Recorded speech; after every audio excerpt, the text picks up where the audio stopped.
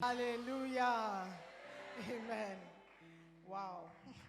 Les soldats chrétiens. Est-ce que vous pouvez prier? La prière, c'est une arme. Amen. Donc prenons nos armes et prions. J'aimerais que nous invitons la présence du Saint-Esprit. Nous ne pouvons rien faire sans lui et sans sa présence. Nous voulons entrer dans sa présence avec de la joie, qu'il nous amène sa paix, sa joie, qu'il nous amène la compréhension de la parole, qu'il nous aide à le servir. Nous voulons juste inviter sa présence, nous voulons l'accueillir. Il vient là où il se sent aimé et accueilli. Donc ouvre ta bouche et invite la présence du Saint-Esprit, qu'il te parle personnellement ce matin. Saint-Esprit, merci. Merci d'être toujours présent au rendez-vous. Merci d'être toujours présent là où 2 ou 3 sont réunis en ton nom. Nous avons hâte de t'entendre nous parler. Saint-Esprit, viens prendre ta place. Nous t'accueillons, nous te recevons, nous t'aimons, Saint-Esprit de Dieu. Merci, Père, de l'envoyer toujours parmi nous. Nous te bénissons. Dans le nom précieux de Jésus, nous avons prié. Et tout le monde dit Amen. Amen. Oh, Amen. Prenez place, s'il vous plaît. Alléluia. Nous sommes bénis d'être dans la présence de Dieu. Lorsque nous sommes dans la présence de Dieu, il n'y a que des bonnes choses qui peuvent nous arriver. Amen. Donc, aujourd'hui, nous serons toujours dans le livre « Tenter de grandes choses pour Dieu ». Amen. Qui, depuis le commencement de cette série, est motivé de faire quelque chose pour le Seigneur? Oh, only 12 people, 12 personnes. 20 people, 22 people. Okay. Yeah, all right. I see you, Chris. Okay. Amen. Donc, ça c'est mon devoir, mon obligation, c'est de former les chrétiens pour l'œuvre du ministère. Amen. Et j'espère qu'en écoutant ces messages, en écoutant la parole de Dieu, nous sommes convaincus que personne ne viendra faire le travail à part nous. Alléluia. Nous devons nous lever, chacun d'entre nous, et tenter de grandes choses pour le Seigneur. Amen. Raïssa, tu es en train d'envoyer des messages alors que je parle. OK. I can see you. Amen, amen. OK, donc aujourd'hui, nous sommes dans le chapitre 10 du livre « Tenter de grandes choses pour Dieu », écrit par l'évêque Dag Heward-Mills. Un livre qui fait partie, non, pas du Macarios, mais bon, c'est un livre écrit par l'évêque Dag. OK? Jusqu'à présent, on a plus de 75 livres à notre disposition et nous sommes bénis par chacun de ces livres. Et l'objectif de Bishop Dag n'est pas de juste écrire des livres, des romans pour vous distraire. C'est pour vous former, c'est pour vous équiper, vous aider à faire son travail. Donc aujourd'hui, le chapitre 10 parle de tenter de planter un arbre ou un grand arbre pour le Seigneur. Amen. Tenter de planter un grand arbre. Luc 13, verset 18 au verset 19. Luc 13, verset 18, verset 19. Je lis de la version Martin. Vous connaissez Martin? Pas Martin de Film Stars, mais Martin de la Bible. Amen. Ou bien la version Darby aussi dit la même chose. I believe. Great. Il disait aussi, à quoi est semblable le royaume de Dieu et à quoi le comparerai-je? Il est semblable au grain de moutarde qu'un homme prit et mit en son jardin, lequel crut et devint un grand arbre, tellement que les oiseaux du ciel faisaient leur nid dans ses branches. Alléluia. Il devint un grand arbre. Il a commencé petit, un grain de sénévé, un petit grain ou une petite graine. Alléluia. Et cette graine est devenue un arbre. Pas seulement un arbre, comme dit Louis II, mais un grand arbre. Amen. Donc, comment est-ce que toi et moi, nous pouvons planter des grands arbres? Ce n'est pas en allant chercher un baobab, le porter sur le dos pour aller planter quelque part. Mais nous devons faire comme le verset dit. Planter juste une petite chose. Commencer une petite chose. Et Dieu lui-même va faire de sorte que cette chose grandisse. Alléluia. Qu'est-ce que c'est un grand arbre? Un grand arbre, c'est un petit arbre qui a grandi, qui a survécu beaucoup de choses, qui a survécu les tempêtes, le vent, la pluie, même des hommes qui ont tenté de le couper pour en faire du charbon.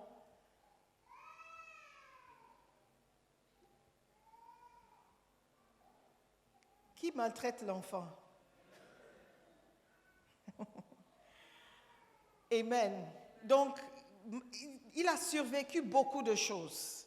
Il est passé par beaucoup de choses. Mais quelle est la qualité de cette grande arbre? Le fait d'être là toujours, malgré tout ce qui s'est passé, malgré tout ce par quoi il est passé. Alléluia. C'est ça qui fait de sorte qu'une petite graine puisse devenir un grand arbre. Amen. OK? Ésaïe 61, à partir du verset 1. Est-ce que nous pouvons lire? Ésaïe 61, verset 1. Cette fois-ci, je prends la Bible du semeur.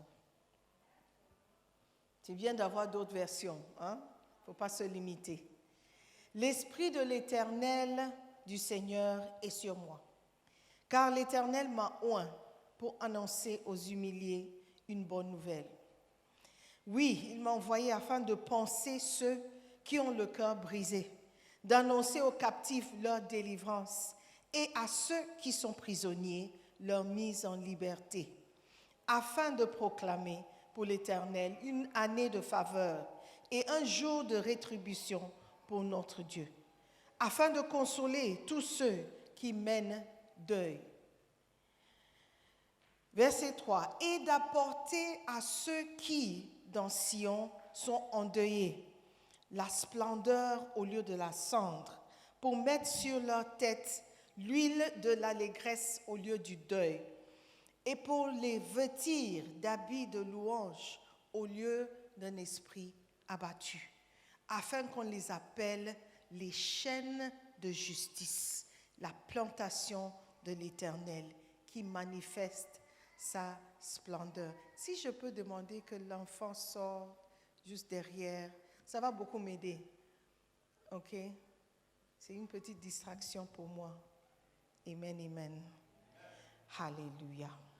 Les chaînes de justice, la plantation de l'Éternel qui manifeste sa splendeur. Amen. Donc, comment est-ce que nous pouvons planter des graines de sénévé qui peuvent devenir des grands arbres? Number one, on peut amener quelqu'un à Christ. Amener quelqu'un à Christ, c'est planter un grand arbre. Amen. Si quelqu'un que vous conduisez vers Christ devient un grand chrétien, il sera encore plus évident que vous ayez planté un grand arbre. Amen. Quand la personne est un nouveau croyant, vous ne pouvez pas voir l'impact de ce que vous faites. Mais imaginez que vous avez évangélisé un Bishop Dag. Imaginez que vous avez évangélisé un Billy Graham. Imaginez la personne qui a évangélisé Yves Castanou et Yvan Castanou. Ils ne savaient pas à l'époque que cette petite chose qu'il faisait, qu'il est allé évangéliser ou prêcher ou juste partager, que cette personne qui a accepté Jésus sera quelque chose de grand. Alléluia. Et c'est la même chose quand tu plantes une graine de sénévé, quand tu sèmes une graine de mangue, une graine de mangue. Tu ne sais pas quelle taille l'arbre va avoir, combien de fruits ça va porter, combien de personnes seront touchées par cet arbre et le fruit de cet arbre. Alléluia. Donc, nous devons aller avec le peu de force que nous avons, comme Gédéon, et juste planter la graine, croyant et espérant et priant que Dieu lui-même fasse de cette graine quelque chose. Alléluia. Amen. Alors que je prêche chaque dimanche, dimanche après dimanche, parfois je me décourage. Je peux rentrer à la maison et dire, ah, aujourd'hui le français n'a pas marché. Mais après, je m'encourage. Je me dis, il y a une graine qui a été semée quelque part dans la vie de quelqu'un. Alléluia. Et cette graine va forcément porter du fruit tôt ou tard. Alléluia. Et je crois fermement que les graines que je sème vont porter du fruit. Amen. Mais ça prend du temps. Ça prend du temps. Et nous ne devons pas nous décourager. Nous devons aller de l'avant et continuer dans ce que nous faisons. Petit à petit, l'oiseau fera son nid dans l'arbre que tu auras planté. Alléluia. Amen. Donc, amener quelqu'un à Christ, c'est planter un grand arbre. Si tu as les yeux de la foi. Alléluia.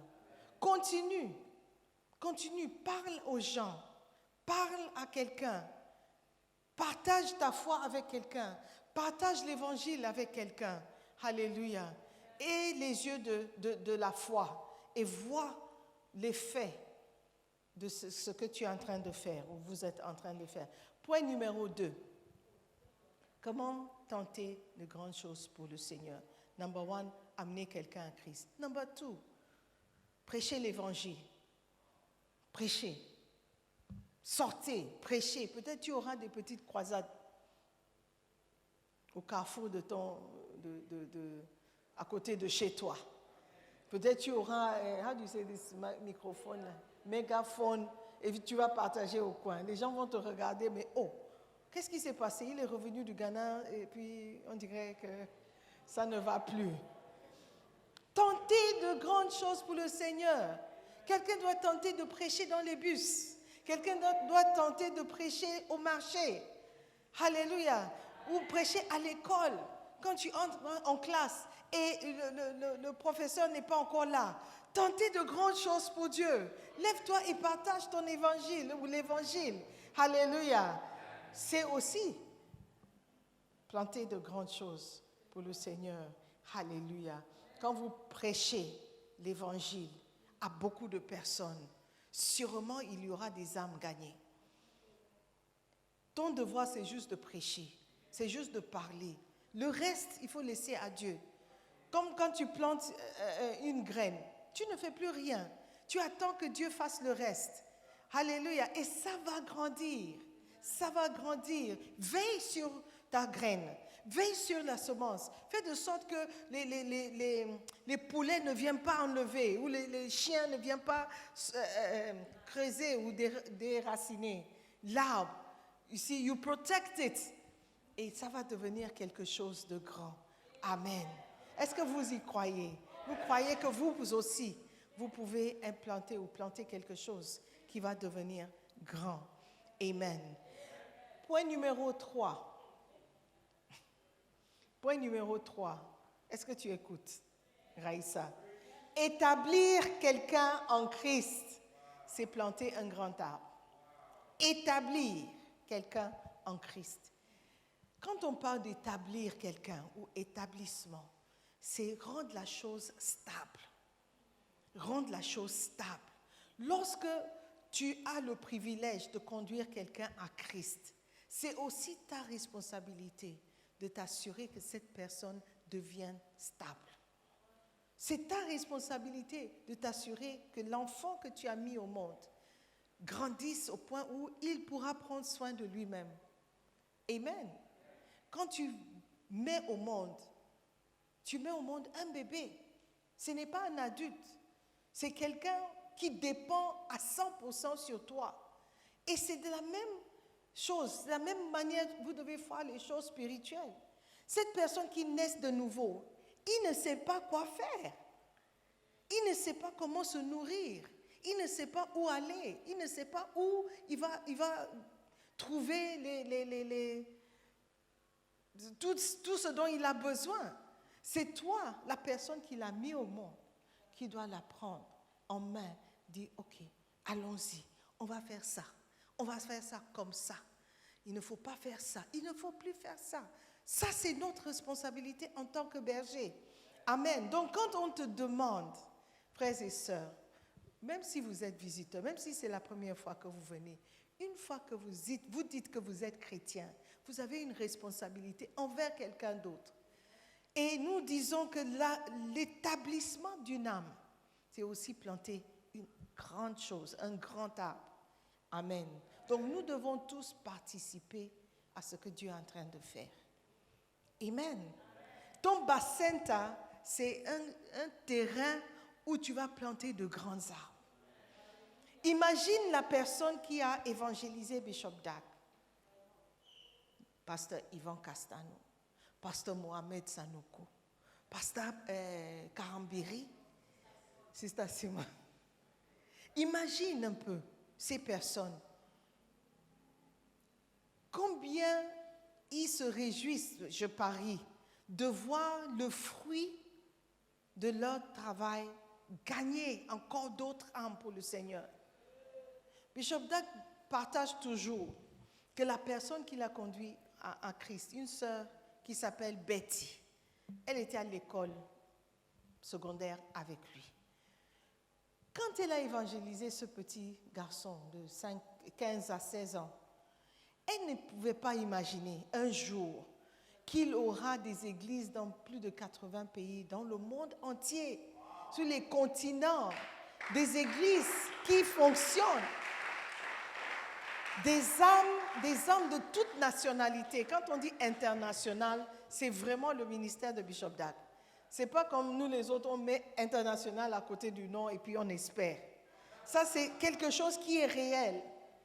Elle ne savait pas, elle ne pouvait pas imaginer. Quand elle le prenait pour dire, viens, je vais te montrer comment faire ton quiet time, comment avoir des temps de méditation. Tu prends ta Bible, tu lis ta Bible, tu prends des notes. Donc tu as besoin d'une Bible, tu as besoin d'un cahier, tu as besoin d'un stylo, tu as besoin d'un dictionnaire. Elle a pris le temps de l'apprendre, ne sachant pas que chaque fois qu'il faisait son quiet time, c'est un message que Dieu lui donnait pour paître le troupeau qu'il allait lui donner. Alléluia. Elle ne savait pas. Et toi aussi, tu ne sais pas à qui tu es en train d'enseigner, qui tu es en train de développer, qui tu es en train de développer, d'établir. Donc, prenons ce que nous faisons au sérieux. Amen. Les âmes qui seront gagnées, parce que toi aussi, tu as fait ta part. Tu as juste planté et l'arbre est devenu un grand refuge à beaucoup de personnes. Alléluia. Are you with me? Amen. C'est très important. Moi, par contre, la personne qui m'a conduit à Christ, elle m'a conduit à Christ et elle m'a laissé, pas parce qu'elle était méchante, mais elle a voyagé, elle a quitté le pays ou la ville où j'étais. J'étais à Londres, la personne étudiait en Écosse. Donc, après m'avoir prêché, elle est partie.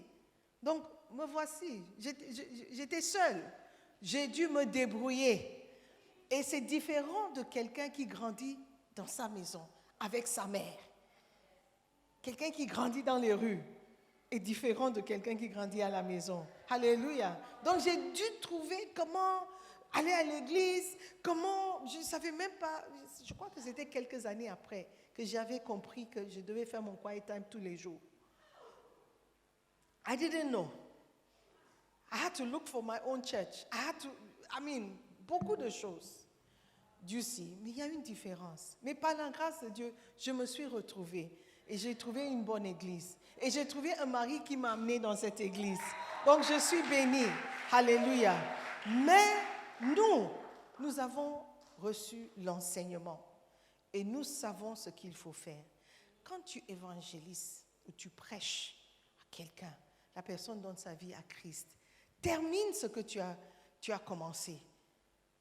Établis la personne ou apprends au moins à la personne de comment se tenir sur les 2 pieds, comment prier, comment lire la Bible, comment méditer la Bible. Est-ce que toi-même tu sais comment méditer la Bible? Est-ce que tu as les outils pour méditer et avoir ton quiet time? Est-ce que tu sais que tu as besoin d'un dictionnaire pour faire ton quiet time? Pourquoi? Parce que parfois quand tu lis la Bible, il y a des mots que tu ne comprends pas. Comment tu peux méditer un mot que tu ne comprends pas? N'est-ce pas? Donc pratiquement, tu montres à la personne, tu as besoin d'un endroit calme d'abord pour pouvoir méditer. Tu apprends à la personne des choses à faire. Tu prends le temps, tu t'assois, tu pries d'abord pour commencer. Prie et demande au Saint-Esprit de t'ouvrir ton intelligence, de pouvoir voir des choses merveilleuses dans sa loi. Prie afin que tu reçois l'esprit de compréhension, l'esprit de révélation. Alléluia. Tu prends le verset.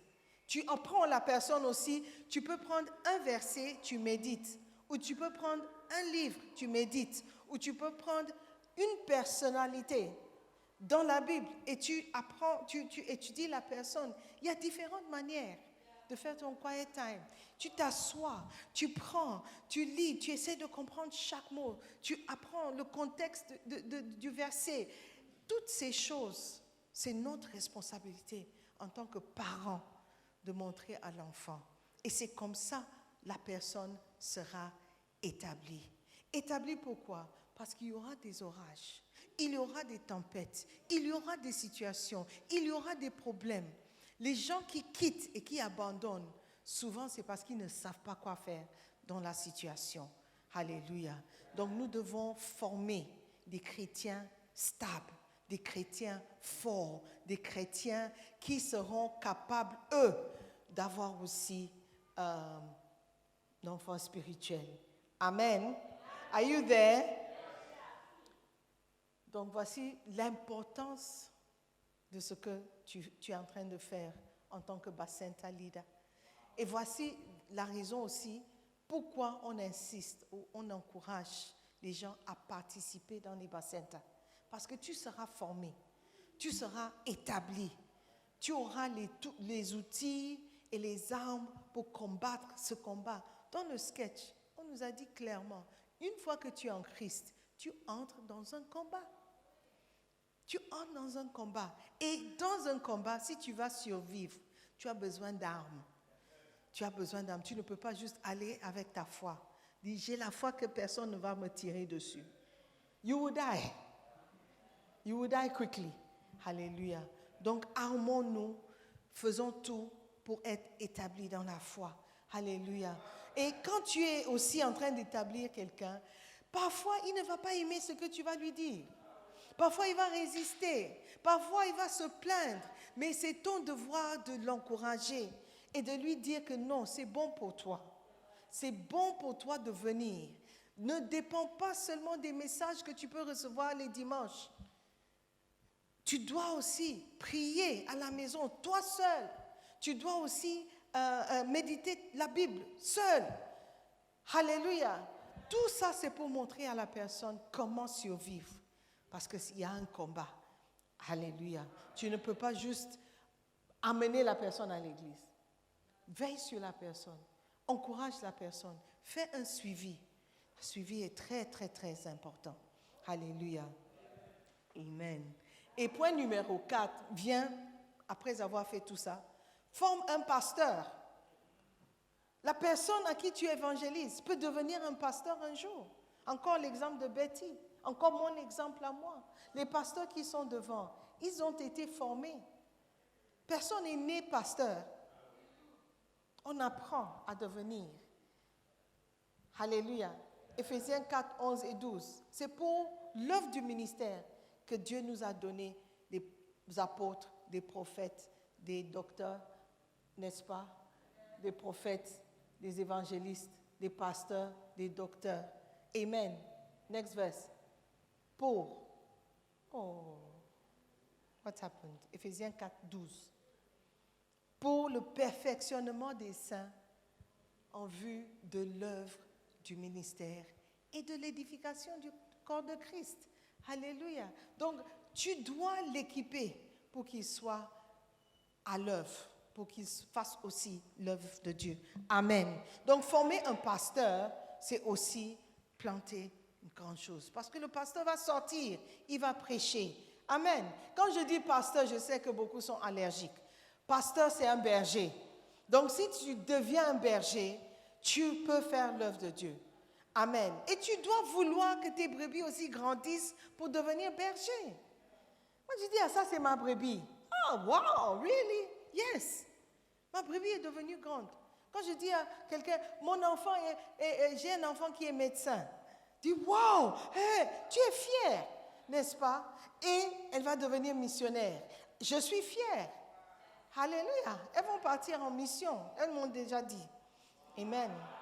Parce que le mari, ou les maris, le mari et le bien-aimé vont devenir missionnaires et ils vont partir en mission. Je suis fière. À quoi ça sert? Moi, je suis pasteur, je ne veux pas que mes enfants soient pasteurs. Je ne veux pas que mes enfants fassent le même travail. Je veux bien. Et vous, en tant que berger, vous devez vouloir que vos brebis deviennent bergers aussi. C'est comme ça que tu établis les âmes. C'est comme ça que tu développes les gens. Hallelujah. Are you there? Oh. You look far away. Parce que dans ta tête, tu dis, je ne suis pas berger, je ne suis pas pasteur. Si vous n'êtes pas berger, c'est votre faute. Ok? C'est la faute de personne. Alléluia. C'est un privilège de servir Dieu. Amen. Amen. Si vous pouvez établir des gens qui vont devenir un jour pasteurs, c'est que vous pouvez aussi envoyer des missionnaires. Point numéro 5. Ou bien encourager quelqu'un à devenir missionnaire. Amen. Si quelqu'un dit, je veux aller à l'école biblique, quelle est ta réaction? Tu dis, hey, are you sure? Hey, tu es sûr? Hey, tu vas faire combien de mois? 6 mois, 9 mois, 1 an, 4 ans. Hey, c'est fort, tu as bien réfléchi. Des chrétiens qui parlent comme ça. Je connais des gens qui ont été découragés d'aller à l'école biblique. Pas des chrétiens, pas les gens de l'église. Juste en posant quelques questions. Hey, are you sure? Hey, hein? Wow, c'est fort. Mais si tu peux encourager la personne, dis, tu fais une bonne chose. Dieu va t'aider. Dieu va te bénir. Vas-y, fais-le. Sers Dieu. Il y aura des récompenses. Au paradis, si ce n'est pas ici sur terre, tu ne manqueras de rien. Alléluia. Encourageons les gens à devenir des missionnaires. Amen. Allez d'abord à l'école biblique. Amen. Est-ce qu'il y a quelqu'un ici qui aimerait un jour aller à l'école biblique?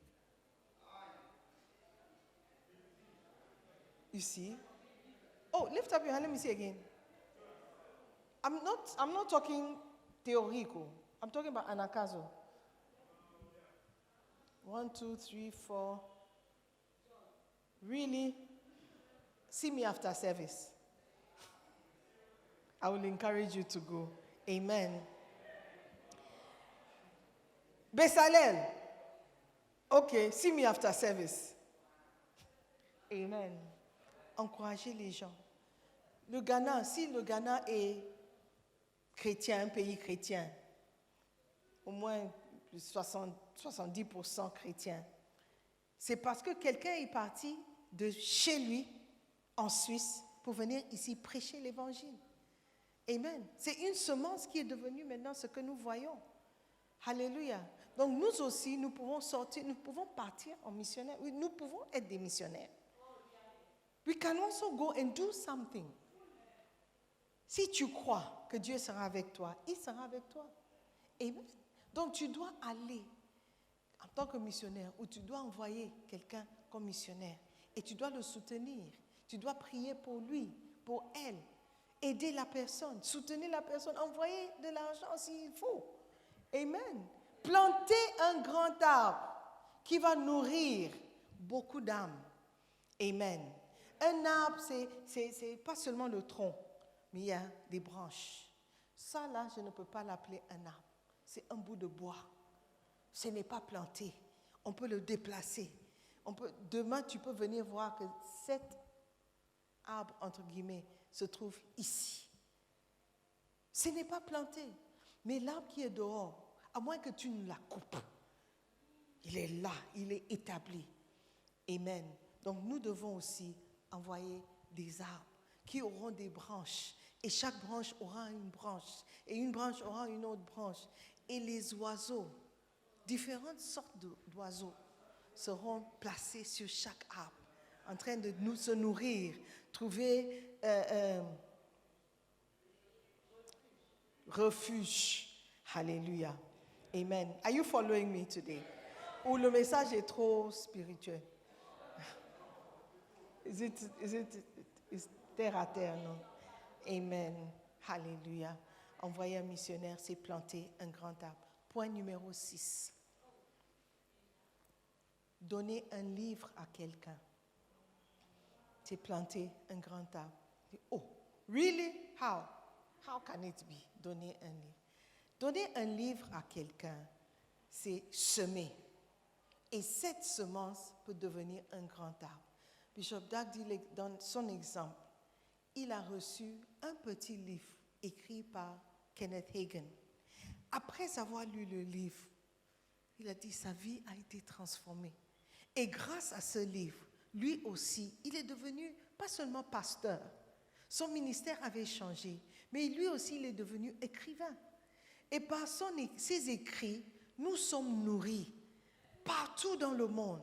Nous sommes nourris, nous sommes fortifiés, nous sommes enseignés, nous sommes encouragés, nous développons, nous sommes établis seulement parce que quelqu'un lui a offert un petit livre. Et pour cela, nous allons commencer encore d'offrir les livres à ceux qui donnent leur vie à Jésus-Christ. On va recommencer. Alléluia. Et par la grâce de Dieu, une sœur dans l'église a été touchée par le Seigneur et a dit, je vais sponsoriser d'abord par un carnet, un carton de livres. Et elle a payé le carton de livres. So God bless you, my sister. Tu te connais. Amen. Alléluia. Et c'est une semence. Elle ne sait pas qui va recevoir une copie de ce livre. Et comment cette personne va devenir grand un jour. Elle aura sa récompense. Amen. Donc il y a plusieurs personnes. Vous pouvez aussi contribuer. Oh, Sister Simone, moi aussi je veux. Le carton, il contient, c'est 100 ou 150? 100 livres. 150 livres. Certains sont 100, 150. Born again. How to be born again. 700 Ghana cedis. 750 Ghana cedis. Quelqu'un peut dire, oh, Sister Simone, I'll buy one. I'll buy one. I'll buy one. On aura des livres à offrir à ceux qui sont nés de nouveau. Amen. Is it a good idea? Yes, tu peux offrir un livre à quelqu'un. Tu dis, oh, je ne peux pas prêcher, mais je t'offre ce livre. Lis-le. Si tu as des questions, viens avec moi à l'église. On va poser la question au pasteur. Amen. C'est une semence. Amen. Parfois, on attend que des grandes choses nous arrivent, mais nous ne sommes pas prêts à faire une grande chose ou à prendre un grand pas de la foi. Amen. Les choses n'arrivent pas juste comme ça. Si tu aimes les mangues et tu veux des mangues toujours, il faut planter des manguiers. Il ne faut pas attendre que quelqu'un plante et puis regarder si je peux aller prendre quelques mangues de son arbre. Pourquoi ne pas planter aussi? Oh, mais je veux les mangues maintenant. Plante maintenant. Et les fruits viendront plus tard. Alléluia. Amen. Donner un livre à quelqu'un, c'est planter un grand arbre. Number 7. Planter une église dans une ville, c'est planter un grand arbre qui grandira et deviendra un refuge pour beaucoup d'âmes. Amen. Planter une église dans une ville. Comment est-ce que tu peux planter une église dans une ville? Toi, personnellement, tu peux servir de graine. Quand tu vas rentrer dans ton pays, tu vas juste simplement dire au pasteur, pasteur, je rentre dans mon pays. Je veux planter une église. Je veux planter une église. Je vais commencer quelque chose. La formation que tu es en train de recevoir pour implanter un bassin, c'est de planter une église. L'église, c'est quoi? L'église, c'est juste un grand bassin où tu réunis des gens, tu nourris les gens et tu les amènes à l'église. Amen. Donc tu peux dire, pasteur, je veux planter une église. C'est une grande arbre. Tu ne sais pas quel genre d'oiseau. Si tu regardes autour de toi, il y a différents types d'oiseaux. Différents types. Il y a des moineaux.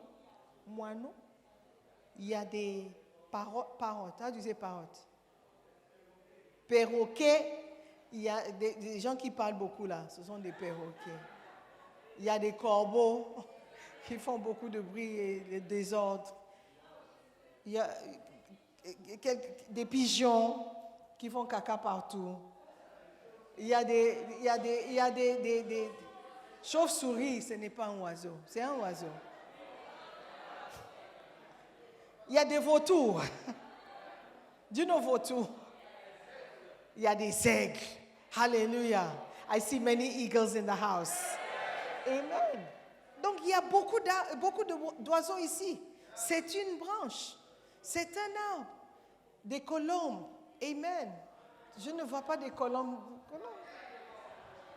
Il y a des colombes. Alléluia. Donc, nous sommes aussi un arbre. Tu peux aussi être un arbre. Amen. Clara, tu peux être un arbre. Amen. Sarah, tu peux être un arbre quelque part.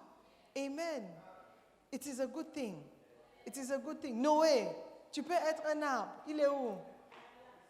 Raïssa, tu peux être un arbre. Amen. Alléluia.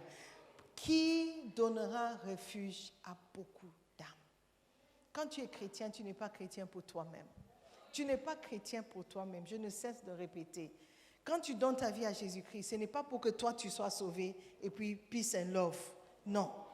Il faut que tu sois sauvé pour que les autres aussi soient sauvés. Tu deviens chrétien et tu donnes en retour aux autres. Amen. Dans les églises dans lesquelles je me suis impliquée, là c'est Bishop qui parle, de nombreuses personnes ne me connaissent pas. Il y a beaucoup ici qui ne connaissent pas Bishop Dag. Mais je sais qu'ils sont protégés par des pasteurs, des bergers qui les connaissent et qui les aiment. Alléluia. Il n'a pas besoin de vous connaître parce qu'il a planté une église. Amen. Et il sait que dans l'église, il y a un pasteur, un berger qui connaît ses brebis et qui paie. Je n'ai pas besoin d'être à Akweteman parce que je sais qu'il y a un berger à Akweteman qui a des brebis qu'il connaît et qu'il paie. Il prend soin d'eux. Je n'ai pas besoin d'être à Alajo physiquement, personnellement, ni à East Legon. Je sais qu'il y a des bergers qui sont là pour paître. Alléluia. Ni à North Kaneshi, ni à Santa Maria, ni à Dansoman, ni à Dakuman, ni à Aoshi, ni à Nungwatema, parce qu'il y a des bergers, alléluia, des arbres qui poussent là où ils sont plantés pour donner refuge à beaucoup d'âmes. Alléluia. Est-ce que vous allez participer à l'implantation des églises? Est-ce que tu vas faire ce que Jésus-Christ veut faire? Matthieu 16, 18, il dit, tu es pierre, et sur cette pierre, je bâtirai mon église, que les portes du séjour des morts ne prévaudront point contre elle. Alléluia. Jésus veut planter son église. Et si tu pars, tu implantes une église, tu implantes un bassin, tu fais ta part, tu es en train de participer à ce que Dieu veut faire. Amen. Et tu seras forcément béni. Amen. Si mes enfants font ce que moi je veux ou ce que moi j'aime, automatiquement mon amour pour eux va augmenter. Je serai touchée par ce qu'ils s'intéressent à ce qui m'intéresse. Intéressons-nous à ce qui intéresse à Dieu. Amen. Et il va nous bénir. Amen. Combien de personnes vont participer à l'œuvre de Dieu? À planter des églises, planter des arbres, planter de grands arbres pour le Seigneur. Et nous serons bénis. Amen. God bless you. Stand to your feet.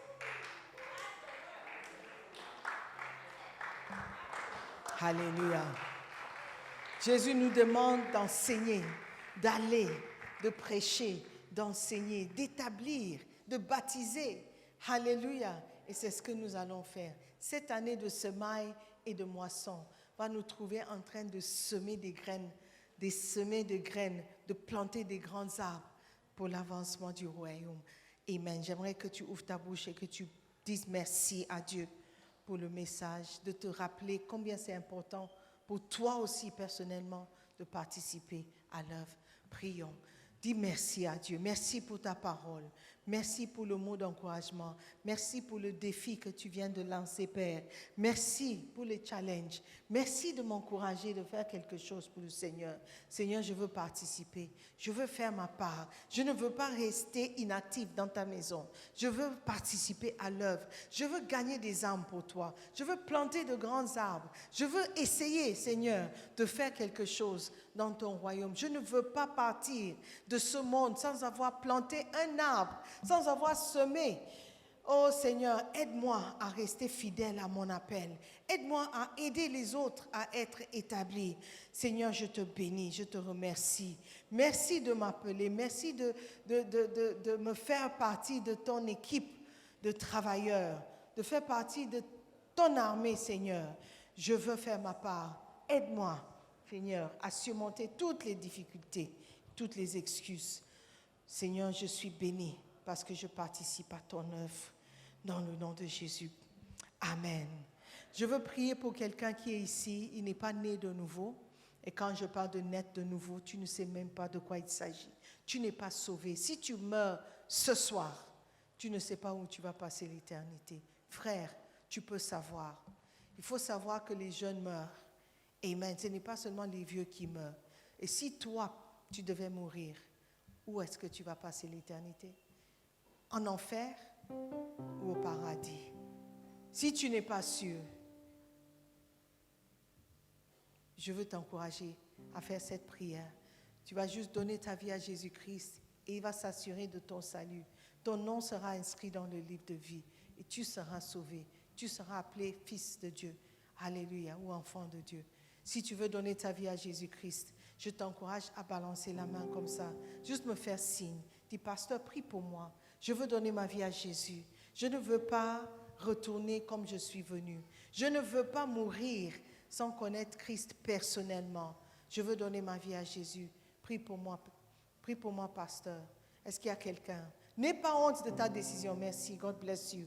N'aie pas honte de ta décision. C'est important que tu choisisses maintenant. C'est maintenant que tu dois choisir, pas après ta mort. Parce qu'après la mort, il n'y a plus d'espoir. C'est maintenant. Si tu veux donner ta vie à Jésus-Christ, tu veux commencer une nouvelle vie en Jésus-Christ, tu ne veux plus mener la vie de débauche et de banditisme que tu mènes maintenant, ou même si tu n'es pas bandit, ou tu n'es pas en train de vivre une vie de débauche, tant que tu n'es pas né de nouveau, tu ne seras pas sauvé. Tu ne seras pas avec Jésus au paradis. Alors lève la main encore. Tu veux donner ta vie à Jésus, merci. Donne-moi le privilège de te conduire à Christ. Viens, viens seulement. Je veux prier pour toi.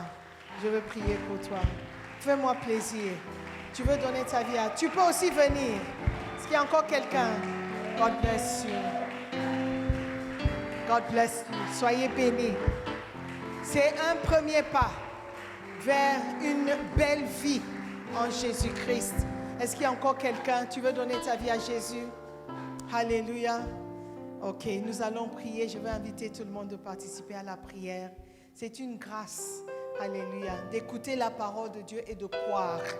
Amen. Donc prions ensemble, encourageons-le. Dites après moi, Seigneur Jésus-Christ, Seigneur Jésus-Christ, je te remercie de ce que tu m'as parlé ce matin. Je donne ma vie à Jésus ce matin parce que je crois qu'il est le seul sauveur du monde. Je te demande pardon pour tous mes péchés. Seigneur Jésus, lave-moi, purifie-moi par ton sang précieux. À partir d'aujourd'hui, je vais te suivre, je vais te servir. Seigneur Jésus, fais de moi une nouvelle créature. Je renonce à tout lien que j'ai avec le monde. Je te suivrai. et je te servirai pour le reste de ma vie. Je t'aime, Seigneur, parce que tu m'as aimé en premier. Maintenant, dis après moi, Satan, écoute-moi très bien. Je ne t'appartiens pas. J'appartiens à Jésus-Christ. Je ne te suivrai pas. Je suivrai Jésus-Christ. Jésus-Christ est mon seul Seigneur. Il est mon seul maître. Et je le servirai pour le reste de ma vie. Merci, Seigneur Jésus, pour mon salut. S'il te plaît, écris mon nom dans le livre de vie. À partir de cet instant, je suis né de nouveau. Je suis sauvé. Je suis enfant de Dieu. Merci, Père, de m'accepter tel que je suis. Je prie dans le nom précieux de Jésus-Christ. Amen.